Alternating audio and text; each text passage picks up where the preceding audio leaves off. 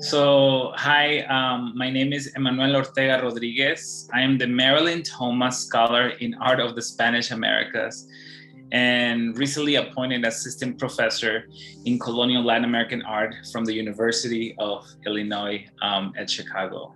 I am an art historian, and I focus on scholarship that deals with two methodologies. One is the history of sentimentality from the conquest all the way to soap operas of the 1980s or even today, looking at the visual culture of Mexico. But also I think and I write about the ways in which the first peoples of the Americas resisted colonization and their manifestation in the visual culture and the material culture of the Americas, not only of Mexico, but also the Southwest and the United States and Central and South America. So teaching the colonial period in an era where all kids think they're woke once they arrive to the classroom, it's very interesting because they assume that as an art historian, which is a very oppressive discipline, that they think as an art historian, you are gonna be all kinds of problematic. And I always remind students that I never idealized the colonial period, ever. And this is something that I learned from a student in New Mexico. And when I was first teaching in the University of New Mexico in Albuquerque, it was a student who identified as Native, as Pueblo Native.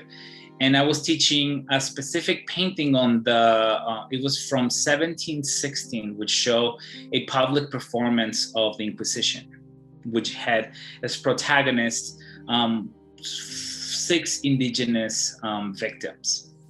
And it's a very complicated story, a very complicated history, because indigenous people were not judged under that jurisdiction of the Inquisition. It was something else. So I was explaining all of that, but I was explaining the painting.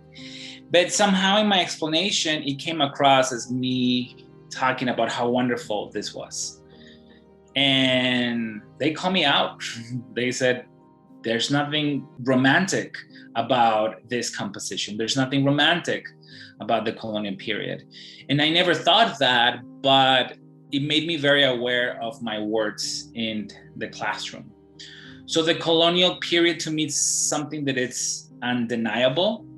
I don't believe in decolonization precisely because that erases the pain that a lot of people went throughout 300 years of history. I don't believe in decolonization because it erases a lot of aspects of our culture that we don't want to see. And it's a process as opposed to a fixed entity. And a lot of people believe in decolonization as it's a power to just destroy it all. But I think confronting our colonial period, trying to avoid those mistakes, and thinking about anti-coloniality is something that I always push my students to practice, from looking at a painting all the way to their daily interactions.